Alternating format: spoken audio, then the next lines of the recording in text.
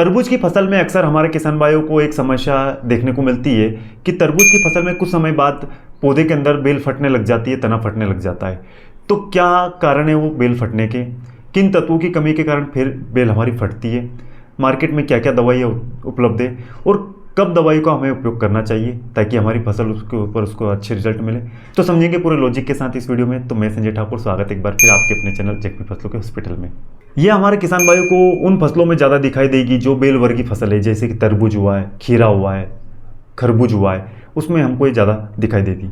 इसका मुख्य जो कारण है, उसका मुख्य कारण ये है कि जो नाइट्रोजन है उसकी मेटाबॉलिज्म एक्टिविटी अच्छे से नहीं हो पाती है। साथ ही साथ यदि फास्फोरस की कमी है या दूसरी ओर हमारे कॉपर की खेत में अंदर कमी है, तो उस स्थिति में होता क्या है कि पौधे के अंदर गोंद बनना तेज़ी से स्टार्ट हो जाता है और गोंद ज़्यादा मात्रा में बढ़ता है। जब गोंद ज़्यादा मात्रा में बनता है तो वो दबाव बनने के कारण वो बाहर निकल आता है। इसी बीमारी को हम गोमोसिस या गम स्टम्प बीमारी बोलते हैं। ये बीमारी वैसे एंटी फंगल बीमारी है।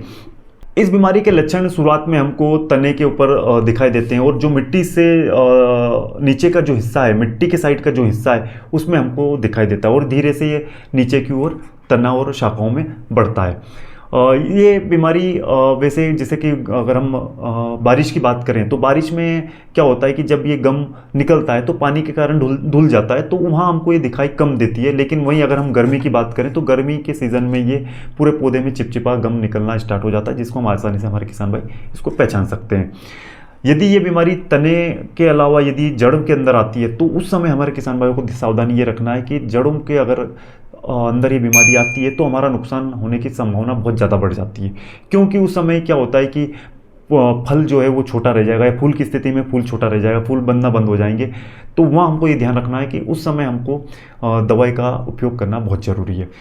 अब बात कर लेते हैं कि मार्केट में हमारे किसान भाइयों को कौन सी दवाई का उपयोग करना चाहिए। वैसे तो इस एंटी फंगल बीमारी के लिए हमको कॉपर और फास्फोरस का कॉम्बिनेशन वाला प्रोडक्ट हमको उपयोग करना चाहिए। वहीं हम अगर ब्रांड नेम की ओर जाएं तो ब्रांड नेम में जो इंद्र एग्रोटेक का एक प्रोडक्ट आता है इनवायरो CU+ के नाम से, इस प्रोडक्ट का उपयोग हमको बुआई के 10 से 12 दिन में 1 किलो प्रति एकड़ के हिसाब से इसको ड्रिप से चलाना है। वहीं दूसरा इसको 45 से 50 दिन में वही 1 किलो प्रति एकड़ के हिसाब से इसको ड्रिप से चलाना है। यदि हम इसको 2 बार इसका उपयोग करते हैं तो ये एंटी फंगल के ऊपर हमको बहुत अच्छे देखने को मिलता है और हमको इसके अच्छे परिणाम आपको देखने को मिलेंगे।